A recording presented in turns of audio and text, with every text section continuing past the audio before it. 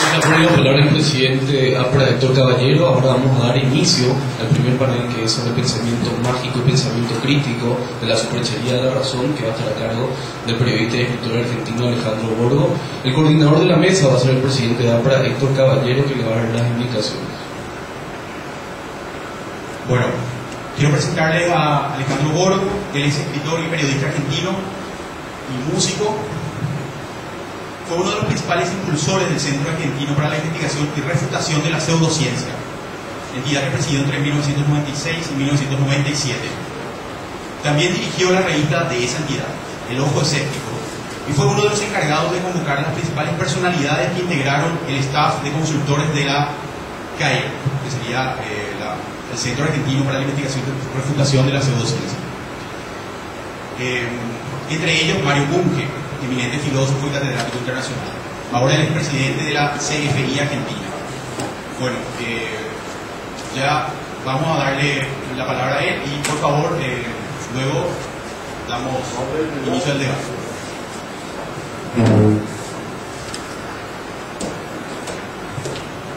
Bueno, buenas tardes a todos.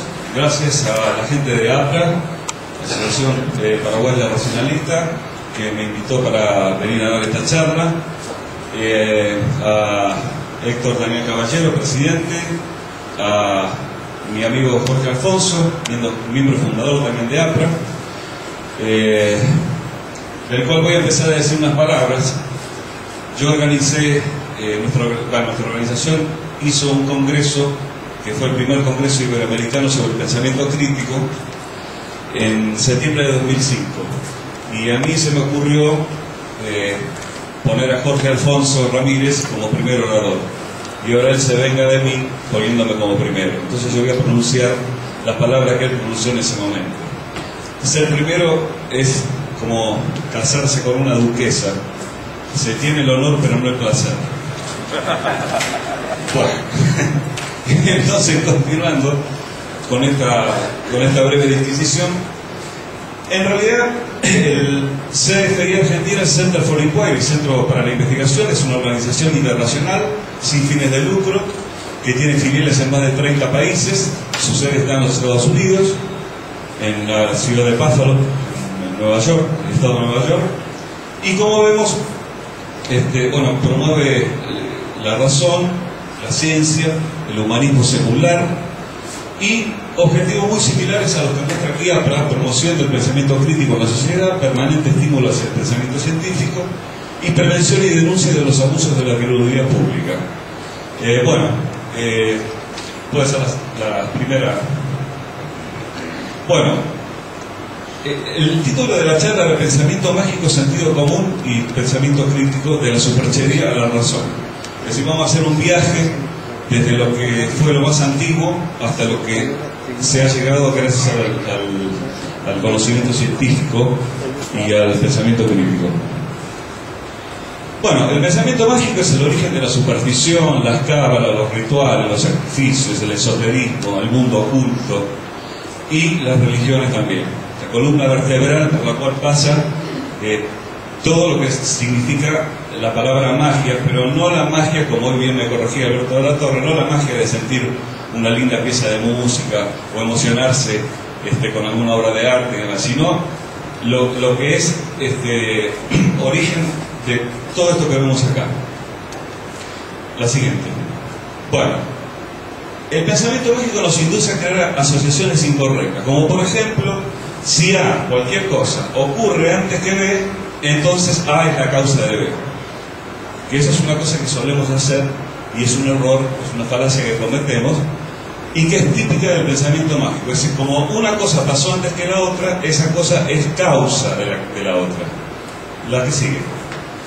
Bueno, se confunde la correlación con la causa y efecto. Por ejemplo, la correlación podría hacerse, supongamos que hay una ciudad que aumenta el consumo de leche. Y en la misma ciudad será un aumento de los crímenes. Entonces terminamos concluyendo que la causa de los crímenes es el consumo de leche. Esa es una una confusión entre una correlación. Las dos variables aumentan. Aumenta el consumo de leche y aumentan los crímenes, pero no están relacionadas. Una no es causa de la otra. No es causa y efecto. La que sigue. Y está fundado en la analogía, el pensamiento analógico, no en el pensamiento crítico. Es decir, el hombre primitivo estaba expuesto a muchos peligros y a muchas cosas que no podía explicar. Fenómenos naturales, derrumbes, terremotos, rayos, montones de cosas. Entonces, ¿qué decía? Bueno, si yo puedo tomar, no lo decía, a lo mejor lo intuía, lo pensaba, hay que ver en qué etapa de desarrollo estamos hablando, pero tomaba una roca y la podía tirar. Si él veía que una roca 5.000 veces más grande se caía en un acantilado, pensaba que alguien más poderoso que él la estaba tirando. Eso es el razonamiento por analogía, ¿verdad? Que es típico del pensamiento mágico. Adelante. Y bueno, obviamente es un pensamiento irracionalista, o que digamos, muestra una forma irracional de actuar. Por todas estas confusiones que hemos visto antes,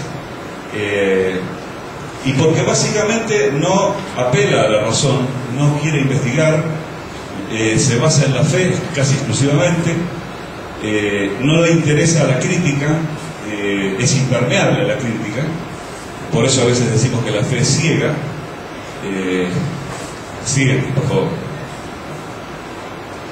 El pensamiento mágico, entonces, como síntesis, yo estoy haciendo ahora una síntesis muy breve del libro que está allá exhibido, que se llama ¿Por qué a mí los errores más comunes que cometemos al pensar? La síntesis es que el pensamiento mágico es un arma de doble filo, nos puede dar mucho placer, mucho bienestar en el sentido de que estamos contentos con lo que creemos y demás, pero tarde o temprano terminará volviéndose contra nosotros, haciéndonos perder tiempo, salud o dinero, o las tres cosas a la vez. Después vamos a ver por qué. Al siguiente. Vamos. Bueno, el pensamiento mágico se da muy frecuentemente, y aún hoy en estos días lo podemos ver, porque somos más proclives a creer que a razonar. Y eso se debe a que, según algunos estudiosos de la biología del comportamiento, las creencias tienen un cierto valor de supervivencia. Lo tuvieron a través de toda la historia. Por ejemplo, si hay una liebre andando por ahí y siente entre el pastizal un siseo, un ruido extraño, no va a ser curiosa y ponerse a ver qué hay ahí, porque seguramente sea un lobo. Lo primero que va a hacer es salir corriendo. Si le conviene, entre comillas, creer en eso, porque esa creencia tiene un valor de supervivencia. Lo mismo que si vamos caminando por una calle y empezamos a sentir, una calle a la noche, un callejón, y empezamos a sentir atrás nuestros pasos cada vez más acelerado con una navaja que va raspando la pared, no vamos a preguntar, dígame caballero, ¿qué quiere? Vamos a salir corriendo, ¿no? Nos conviene creer que hay un peligro, entonces actuamos inmediatamente. La siguiente. Bueno, en discursos políticos, en publicidades y sermones religiosos, todas estas tres cosas apuntan a la emoción, básicamente. Quiero aclarar una cosa. No lo puse a Chávez ni porque lo ame ni porque lo odie. Lo pongo como podría haber puesto Obama, cualquier. Por poner un ejemplo de discurso político. La publicidad también apela a la emoción, a veces reclutando gente conocida que tenga empatía con los demás. Y bueno, el sermón religioso también apunta básicamente a la emoción. Nunca apunta a la razón, nunca apunta a la crítica, no resiste la crítica, no quiere la crítica. Y mucho pasa con la política de la misma manera. La siguiente, por favor. Bueno, resultados desastrosos en la historia del pensamiento mágico, provocados por el pensamiento exclusivamente mágico: la Inquisición, el nazismo y el estalinismo. Estos tres fueron resultados de la aplicación del pensamiento mágico más irracional. Se mataron millones de personas por distintos motivos. Acá porque se creía que existía la posesión diabólica, Entonces la pobre mujer o el pobre hombre que estaba, que se lo adjudicaba como estar poseído por el demonio, era considerado ya prácticamente un agente del mal. Bueno, ni tenemos que hablar de las teorías del nazismo, del tema de la superioridad aria y demás, y las matanzas de Stalin en la Rusia soviética, en la Unión de Repúblicas Socialistas Soviéticas, que hizo otro tanto. Y aparte, Stalin promovió una biología completamente inexacta a manos de su protegido Lysenko, que no tenía nada que ver con los conocimientos biológicos de ese momento. ¿Sí? Bueno, la inteligencia no es suficiente. Acá tenemos un ejemplo. Steve Jobs. Steve Jobs probablemente fue una de las mentes más brillantes que existió. Fue cofundador de la firma Apple. Diseñó montones de dispositivos, artefactos, computadoras. Una mente brillante, muy inteligente. Sin embargo, cuando tuvo cáncer, postergó su operación debido a que se dedicó a dietas y a medicinas alternativas, y perdió como 8 meses de tiempo y murió de cáncer porque postergó su operación. Eso nos está indicando que la inteligencia es necesaria, pero no es suficiente. Una persona muy inteligente puede caer en manos del pensamiento mágico y querer cualquier cosa de acuerdo a la circunstancia en la que se encuentra. La siguiente. Bueno, algunos piensan que el sentido común es el menos común de los sentidos. Como dice esta lápida, aquí yace el sentido común, se fue lentamente sin fecha. ¿No? Siguiente. Otros piensan que el sentido común es peligroso. Acá tenemos este cartelito que está indicando sentido común en funcionamiento, atención. Siguiente. Pero el sentido común no es el menos común de los sentidos. Es falso el cliché que dice que es el menos común de los sentidos. Eso es lo que dice porque es un chiste. En realidad no es el menos común de los sentidos. Lo siguiente. Nos ayuda a sobrevivir. Digamos, fue un paso más allá. Nos ayuda a sobrevivir ¿en qué sentido? Que nos hace pensar. Por ejemplo, si voy a realizar un determinado trabajo, tengo que tomar ciertas precauciones. Si voy a cocinar tal plato, tengo que dejarlo tanto tiempo en el horno. Si voy a cruzar la calle, tengo que mirar para los de lado porque no me puedo atropellar. Es decir, lo que se llama el sentido común. La próxima. Es el primer paso, el sentido común, para un pensamiento más elaborado. Intentar razonar basándonos en la experiencia. Si nosotros aprendemos muchas veces por ensayo y error. Un día nos quemamos porque no agarramos la sartén con un trapo o con lo que teníamos que haberlo hecho, y nos quemamos. Bueno, aprendemos de esa experiencia, y así también aprendemos de otras. Pero el sentido común es ese tipo de aprendizaje basado en la experiencia. Vamos. Aprender de los errores, así lo he dicho, aunque sin un método precisamente estudiado y probado. Es decir, por ejemplo, si yo puedo tener un método de cocina, por ejemplo, para cocinar un determinado plato, entonces digo, bueno, hay que poner tales ingredientes a tal temperatura en el horno durante tanto tiempo, luego hay que agregarle tal cosa, aquello. Pero ese no es un método científico ni probado, es un método que yo aprendí a base de ensayo y error. Y un día me sale mal. Y como no es un método preciso, y yo no controlo todas las variables, empiezo a pensar qué habrá pasado y no puedo reconocer cuál fue el error que cometí. Si lo dejé demasiado en el horno, si la salsa estaba mala, si la temperatura no era la correcta. Y dice que no está controlado, no está precisamente estudiado y probado. Siguiente. Limitaciones del sentido común. No resulta del todo eficaz porque suele haber elementos contraintuitivos en la naturaleza, ¿verdad? Y no se lleva bien con los vericuetos del azar, las dos que vienen. Por ejemplo, lo que pasa con el mundo subatómico, sabemos todos que es algo, una realidad contraintuitiva, y también con el azar. Después vamos a ver que hay gente que piensa que el azar puede ser vencido. El azar es fundamental en la naturaleza. Y, por ejemplo, existe lo que se llama la falacia del jugador, que dice, bueno, si estamos en un casino y sale 15 veces seguidas el color colorado, ¿qué es lo primero que uno pensaría en la próxima tirada va a salir?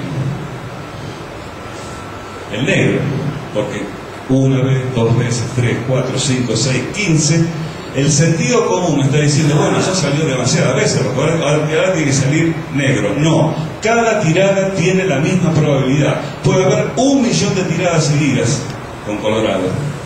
Si analizamos 100 tiradas, obviamente no vamos a encontrar 1 millón, pero si analizamos 100.000 millones de tiradas, puede ser que encontremos que hay una serie de 500.000 figuras coloradas que salieron en el mismo momento, o números de dados que salieron igual. La próxima. Llegamos finalmente al pensamiento crítico. Adelante. El pensamiento crítico es muy resistido por algunos. Por ejemplo, con esta persona que dice, está leyendo un libro, Cómo desarrollar el pensamiento crítico, y dice, esto es sin duda el mayor pedazo de mierda que leí en mi vida. El pensamiento crítico está criticado a su vez, porque se dice, algunos pseudofilósofos que piensan más con otro órgano del cuerpo que con la cabeza, dicen que sirve solamente para criticar. Y no es así. Vamos a la siguiente. El pensamiento crítico consiste en el uso de nuestras actitudes racionales, ideas y valores para acercarnos a la verdad tanto como sea posible. Es una aproximación siempre. Nunca hay certeza. Solamente hay certeza en lógica y en matemática, como decía Mario Bunge alguna vez. Esto del sociólogo Howard, es una definición del sociólogo Howard Gardner. Quiere decir usar nuestras actitudes. ¿Cuáles son esas actitudes? Vamos.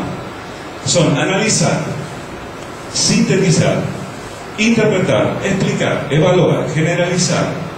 No caer en la generalización excesiva, que es otra cosa, la sobregeneralización. Generalizar, abstraer, ilustrar, comparar y reconocer falacias lógicas, es decir, los errores que cometemos al pensar.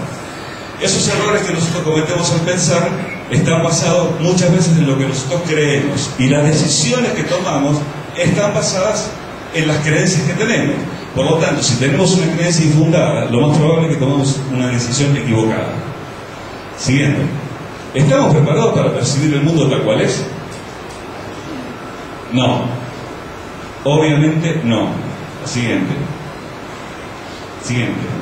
Somos falibles, malos observadores, vemos cosas donde no las hay, donde las hay no las vemos, tenemos un rango de percepción muy limitado, desde, fíjense que del espectro visible nosotros apenas ocupamos una infinitésima parte, una parte infinitesimal, lo mismo que en el espectro audible.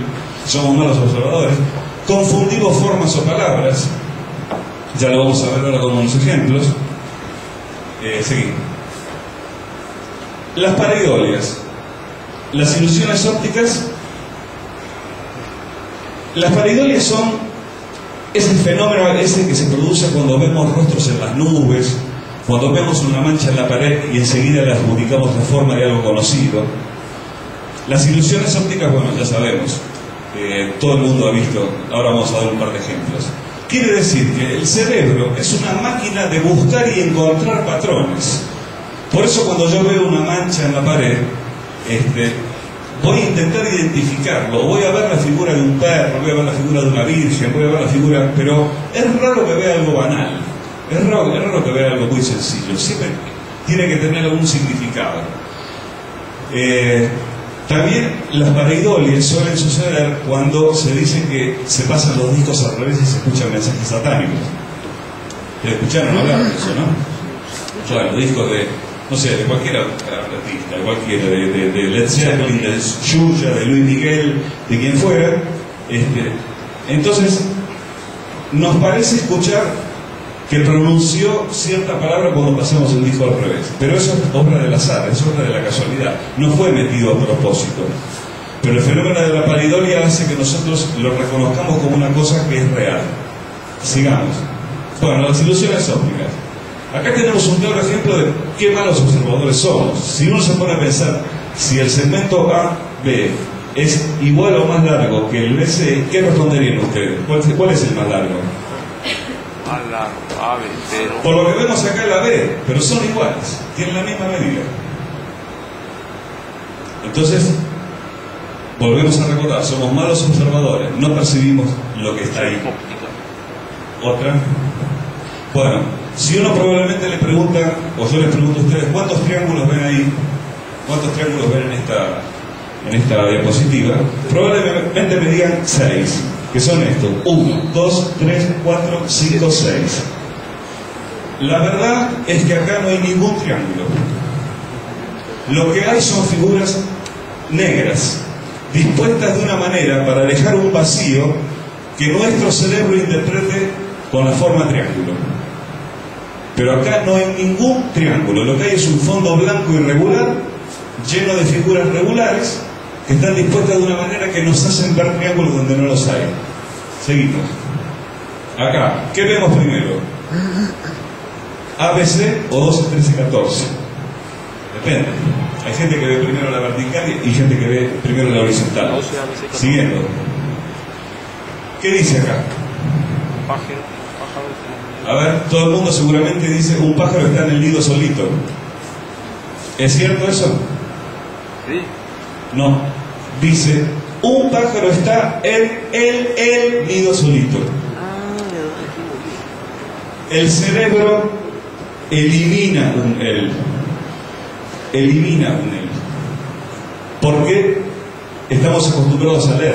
Probablemente, si deseamos leer esto a un chico que recién empieza a leer, va a decir un pájaro, porque se fija palabra por palabra y va a pronunciar los dos él. Pero nosotros, que estamos acostumbrados a leer hace mucho tiempo, saltamos el segundo él y decimos: un pájaro está en el nido solito, cuando en realidad el él está repetido y es difícil verlo. Vamos a ver. Bueno, acá, si uno mira en general la figura, va a haber puntos negros y puntos blancos, pero si uno se quiere situar sobre un punto negro, no lo va a encontrar nunca, siempre se va a transformar en blanco. Entonces, fíjense, yo estoy viendo ahora que hay un montón de puntos negros circulando por ahí, pero cuando me fijo en este, aparece como blanco. También es una ilusión óptica, no podemos decir que hay puntos negros y blancos. Seguimos. Otra, esto parece que fuera curvo. Sin embargo, ninguno de los componentes de esta figura tiene algo de curvo. Todos son rectángulos o cuadrados. Fíjense cómo se puede llegar a través de una combinación de figuras rectangulares y cuadrangulares a dar la sensación de que hay una imagen curva. También es un error de la percepción. La siguiente. Bueno, ahora vamos a entrar a la parte divertida. Aunque no lo creas, yo lo puse como título así: esto pasa en la realidad. Acá va a haber una charla sobre los medios de comunicación, ¿no? Y la difusión de la pseudociencia. Esto, aunque no lo creas, pasa. Son todos avisos y publicidades que han salido publicados alguna vez en revistas, diarios o en internet. Vamos al primer ejemplo. Aprenda cómo ganar en la ruleta. Sistema infalible para ganar ilimitada suma de dinero en las ruletas electromecánicas. Dado que el sistema de juego no falla, las ganancias que usted puede obtener son ilimitadas. Pasar a la siguiente. Y viene con un programa para PC, con soporte tecnológico, es decir, utiliza toda la terminología. Junto con las enseñanzas cómo determinar los números, hay que jugar en cada una de las ruletas, bla, bla, bla. Una vez que usted entendió correctamente el concepto del juego, comienza a aplicarlo y el método jamás falla. Ahora yo me pregunto, si ustedes supieran cómo ganar la ruleta, ¿se lo dirían a la gente? ¿Publicarían un libro? No, es mentira. O sea, el pensamiento crítico, sí. Bien, vamos a la siguiente. 4 palabras mágicas que van a encontrar en el discurso de los charlatanes: energía, armonización, vibración y natural. Si ustedes ven un método, que tiene alguna de estas 4 palabras que se propone como método para curar algo, para desarrollar la memoria, lo que fuere, que diga que energetiza o armoniza o tiene vibraciones o es natural, estamos en presencia de un método charlatanesco. Sigamos. Bueno, este es un ejemplo, por ejemplo, del Centro de Armonización Mamaria. Este salió publicado, aunque uno no lo crea. Dice: aumento notable o reducción del volumen de los senos y recuperación de la firmeza muscular, método integral natural, sin cirugía ni agresiones, tratamiento energético mental. Centro de Armonización Mamaria. Estos tipos son unos genios, la verdad que son unos genios. Bueno, ¿vieron? Aparece energía y aparece natural. Siguiente. Conquista en 7 días a la mujer que desea. Pasa porque esta ya no tiene comentario. La carta natal de la princesa anticipaba su muerte, se refiere al IBD. Y si lo anticipaba, ¿por qué no se lo dijeron antes? No, hacen la carta después de que murió. Siguiendo. Bueno, ¿también querés aprender las mejores técnicas de seducción? Sí, claro, usando la programación neurolingüística y la hipnosis. Dos temas que son absoluta pseudociencia. Vamos. Grafología digital, esta es espectacular. Pasa a la siguiente. Porque los grafólogos dicen que a través de la letra se puede saber la personalidad y el futuro. Pero estos salieron con que, de acuerdo a la letra que yo uso, en una computadora se puede saber mi personalidad. Es decir, si uso la helvética soy un canchero, si uso la Time New Roman, soy una persona que está entre la antigüedad y el moderno, etc. Pasamos. Estas jornadas de pseudomedicina se organizaron, fíjense, mindfulness, budismo tibetano, Benson, arte de vivir, Brahma Kumaris y otros, en la Sociedad Médica Argentina, hace muy poco tiempo. Vamos, ya terminamos. Desde que empecé a usar la cruz de Ágave ya gané 2 veces la lotería. Sin parar, sigamos. En amor existe a distancia. Este propone un método que se llama telecomando sexual para excitar mujeres a distancia, ¿no? O sea, vos no tenés ningún problema. Vos estás acá en Asunción y querés que cuando llegues al aeropuerto de Buenos Aires una mujer se te tire encima, tenés que concentrarte primero comprando el libro de él, por supuesto. Sigamos. 3 temas por excelencia, vamos rápido: salud, dinero y amor. Los 3 temas fundamentales que tocan los charlatanes. Vamos. Bueno, y como última placa, esto que puede parecer chiste, y que se lo pasé así muy rápido, y que contiene realmente avisos disparatados, muy bizarros, hay que tener en cuenta que también se puede dar lo mismo en otras áreas que influyen en millones de personas. Ya no es la persona que va a consultar al astrólogo y le dice, vas a conseguir un novio. No es eso. Política, economía, relativismo cultural, religión, confusión de lo legal con lo legítimo. Hay un grave problema, nosotros estamos confundiendo lo legal con lo legítimo. Lo legal no es necesariamente lo legítimo. Y lo último, la intromisión de las instituciones en nuestra vida privada. Yo creo que aplicando y promocionando el pensamiento crítico vamos a poder analizar mejor todo este tipo de cosas. Muchas gracias.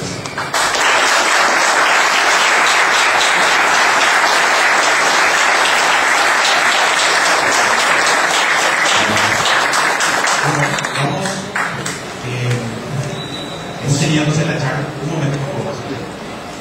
Hemos tenido la charla entonces de Alejandro Borgo sobre pensamiento mágico, sentido común y pensamiento crítico, la superchería de la razón. Y entonces vamos a abrir una serie de preguntas. ¿Una pregunta? Bueno, ¿quién quiere hacer alguna pregunta? ¿Usted? Un minuto. Ahí está el micrófono. Por favor, haga una pregunta, señor. Un minuto.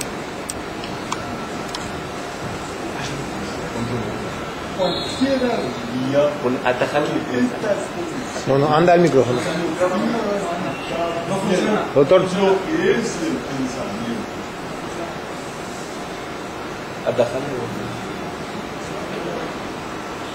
Cualquiera día que esta exposición de Borgo nos dio explicar muy bien lo que es el pensamiento.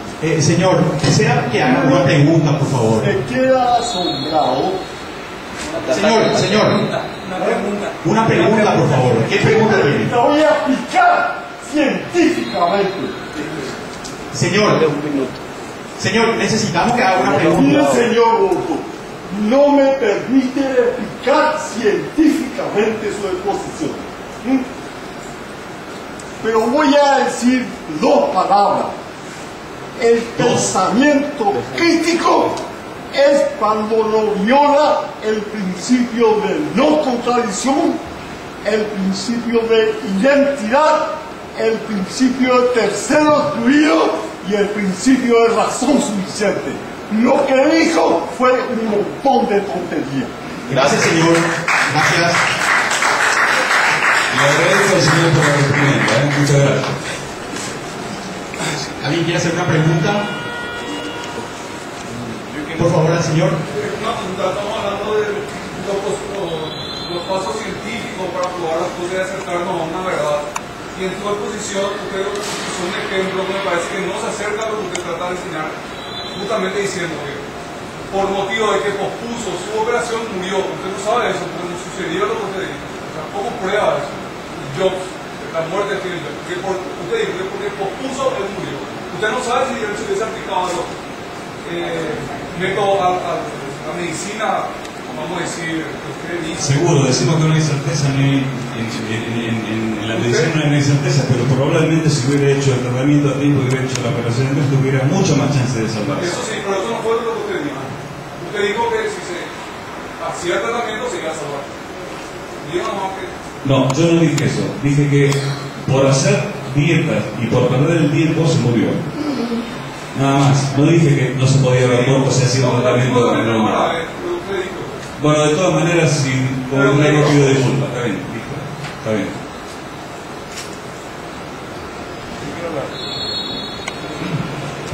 ¿Podría decir más cosas sobre la intromisión de las instituciones en la vida privada de las personas? Sí, por supuesto. Entre ellas, por eso hice hincapié que lo legal no es lo legítimo. Hay muchas leyes que restringen comportamientos y restringen libertades individuales y invaden la vida privada de las personas. Y esas leyes están principalmente dictadas por los gobiernos, el poder legislativo, apoyado por la justicia y también por el ejecutivo, y también están restringidas por lo que hablé antes sobre los preceptos religiosos, que es un dogma, el cual que tiene mucha influencia porque nuestros gobernantes también son creyentes y pueden tener juicios de valor equivocados a la hora de evaluar la eficacia de una ley. Y la intromisión es nada más que eso, la intromisión del Estado, del gobierno y de los poderes más absolutos en la vida privada de las personas. Tendríamos que recurrir a que el único axioma válido sería el principio de no agresión. Es decir, mientras yo no haga daño a los demás con mi comportamiento, nadie debería restringir ningún comportamiento en mí, y menos una institución. Y tampoco, el segundo principio es que si existe la libertad, existe cuando no hay coacción sobre quien la ejerce. Siempre y cuando, obviamente, no perjudique a un tercero. Entonces, a eso me refiero. O sea que si un grupo de personas deciden hacer un colegio católico, tienen derecho en ese ámbito a reglamentar su institución privada.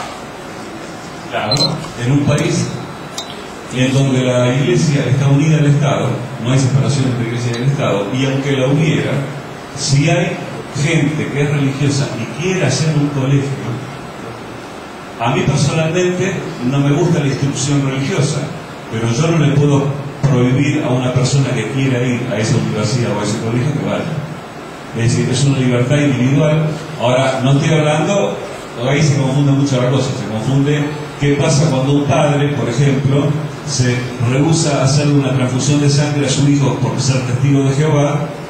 Bueno, ahí tiene que actuar la justicia, evidentemente, porque el chico es menor de edad. Ahora, si yo soy mayor de edad y no quiero una transfusión de sangre, nadie me puede obligar. Ahí me refiero a la intromisión, y no importa la creencia que sea.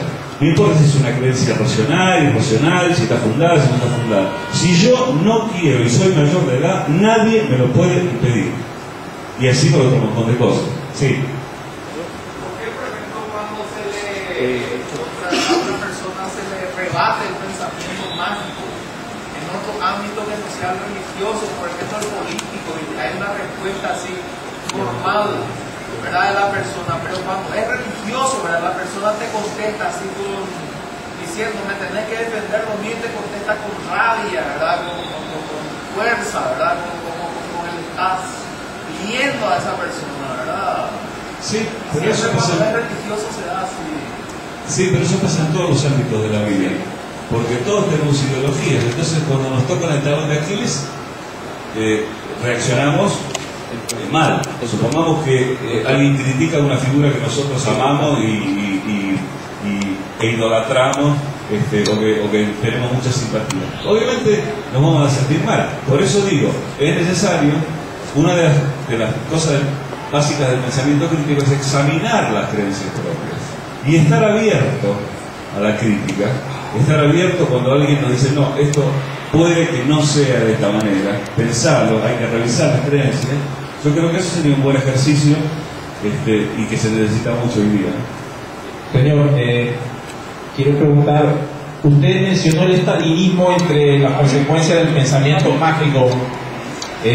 ¿Podría explicar un poco eso? ¿Cuáles son los aspectos mágicos del marxismo, del bolchevismo? Porque para mí es una teoría racionalista y los crímenes son crímenes racionalistas. Yo hablé del estalinismo, no hablé de Marx. Entonces, lo que hizo Stalin fue muy claro, matar a 20 millones de personas.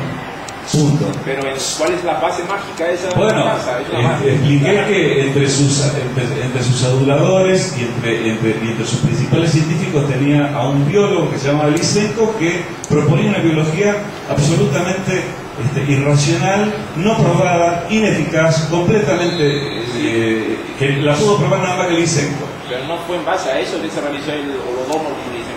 No, pero estoy hablando de lo peligroso que es el pensamiento de masa, el pensamiento de manada. Es decir, cuando un grupo de personas empieza a influir, en este caso el grupo de personas podría ser la jerarquía eclesiástica, un gobierno, cualquiera, empieza a influir en que vos tenés que creer una cosa, y si no crees eso, sos como mínimo ignorante o como máximo traidor. Y eso te puede causar una condena a muerte, tal vez, en un régimen dictatorial. Sí. Un momento, por favor. Vamos a darle la palabra, porque varios levantan la mano. Quisiera hacer una consulta que tiene que ver con las dos observaciones iniciales. Es porque hay una confusión acá. Sí se podría hacer una distinción, porque esos dos cuestionamientos iniciales hacen referencia a una confusión que usted está viendo, y esa se puede distinguir lo que es, por un lado, método científico, que no es de lo que se está hablando, y el pensamiento crítico, porque pienso que vale la pena explicar y para que se eviten confusiones posteriores. Sí, por supuesto, el pensamiento científico es mucho más estricto y mucho más riguroso. Tiene un método, y obviamente no es lo mismo pensamiento científico que pensamiento crítico. Yo estoy hablando del pensamiento crítico como una herramienta que nos puede ayudar, como decimos nosotros, no sé si acá se dice igual, en Argentina se dice para separar la paja del trigo, para aprender a leer entre líneas, o para no interpretar mal lo que alguien quiso decir, que suele pasar muy seguido, pero sí, el pensamiento crítico no es lo mismo que el pensamiento científico. Se complementan ambos.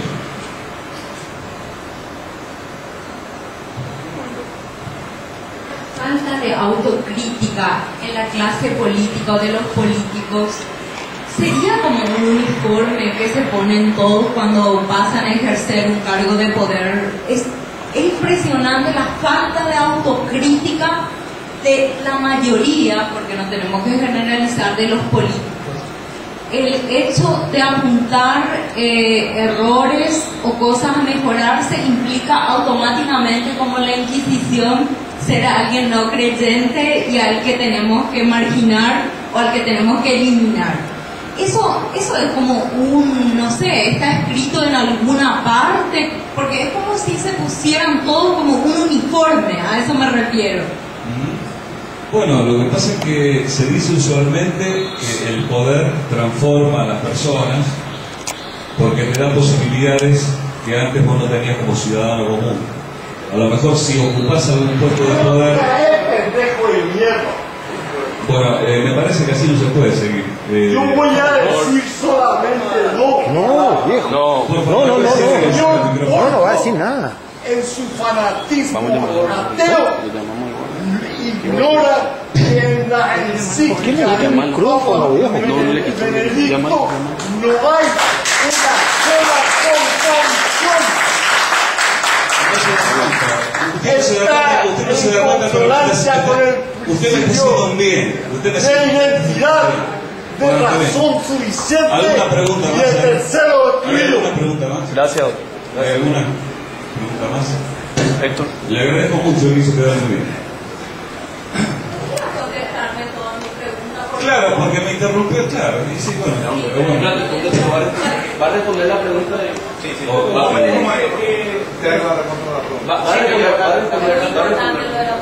Adelante. Yo lo que decía era que te estoy respondiendo, ¿eh? Hola. Estoy respondiendo a tu pregunta. No, a la señorita. Vos hablaste de la falta de autocrítica de los políticos. Bueno, pero no son los únicos. Es decir, todos tenemos falta de autocrítica en algún momento de nuestra vida. Ahora, cuando ocupamos posiciones de poder, lo que al ser humano generalmente le gusta es retener ese poder.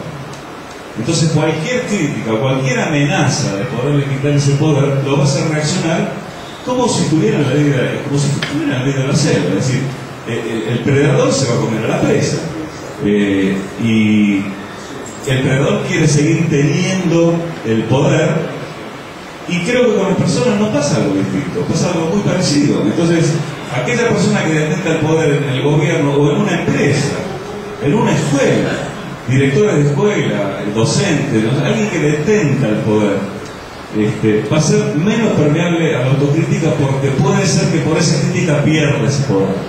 Entonces, cuando se siente amenazado, reacciona de la manera que estamos acostumbrados a ver que se reacciona, tratándote de traidor, de ignorante, y bueno, en realidad basándose en el argumento ad hominem, es decir, criticar a la persona y no los argumentos de esa persona. Bueno, simplemente quería señalar que la exposición trata sobre el pensamiento mágico y el pensamiento crítico. Personalmente me considero partidario del pensamiento crítico, pero el señor expuso como un fiel representante del pensamiento mágico. Y entre uno de los errores que me parece que cometió, señalado por el amigo que está atrás, sobre el tema de típica causa y efecto, el tema de los íconos, esa relación a lo emocional.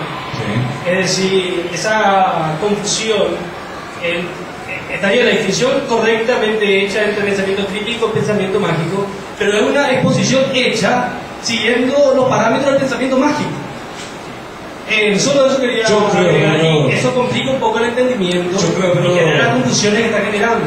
Creo haber dado definiciones bastante precisas sobre las cosas que dije. Creo que se entendió claramente. Perfecto, apelando mucho a lo emocional, el tema de Ratzinger, el tema de Obama, los íconos, los ejemplos, la manera de ser respetuosa. Son esas cositas que quería hacer. Perdón, yo no estoy apelando a lo emocional. Lo único que digo es que los discursos políticos, religiosos y la publicidad van dirigidos a lo emocional. No es lo mismo que yo hable emocionalmente de eso. Sí, pero no fue argumentativa su posición. ¿Cómo? Que no fue argumentativa. Pero apeló a muchos recursos emocionales. Incurrió en errores de causa y efecto. Perdón, pero si no es una exposición de pensamiento crítico. Si poner una foto. Alejandro, un ratito, quiero aclarar algo. Como coordinador del evento, quiero aclarar algo. Esto no es un debate, es un simposio donde se presenta una idea y lo único que podemos hacer es preguntar. Así que para las próximas ponencias les voy a pedir por favor que sean puntuales. Solamente aquellas personas que tienen una pregunta van a tener el micrófono. Queremos ser rígidos porque queremos desarrollar el programa enteramente para que así podamos aprovechar bien el transcurso del escenario. Adelante, Alejandro. No.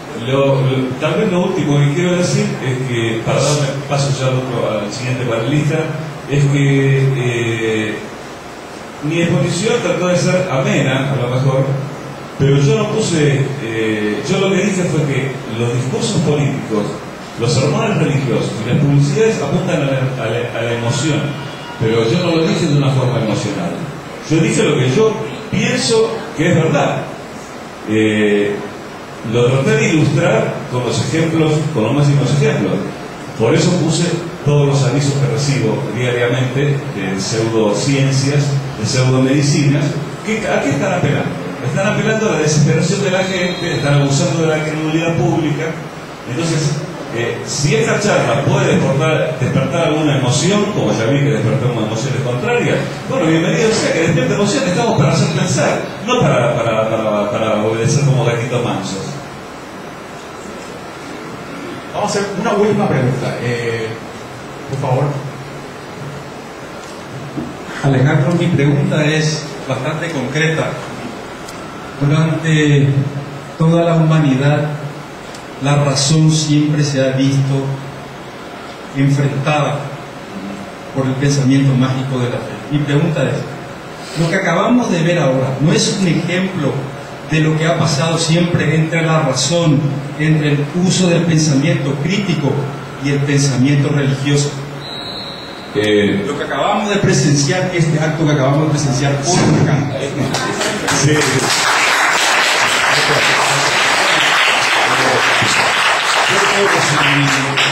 Si usted dice algo que es cierto, no nos gusta la crítica, el enfrentamiento entre razón y dogma ha existido siempre.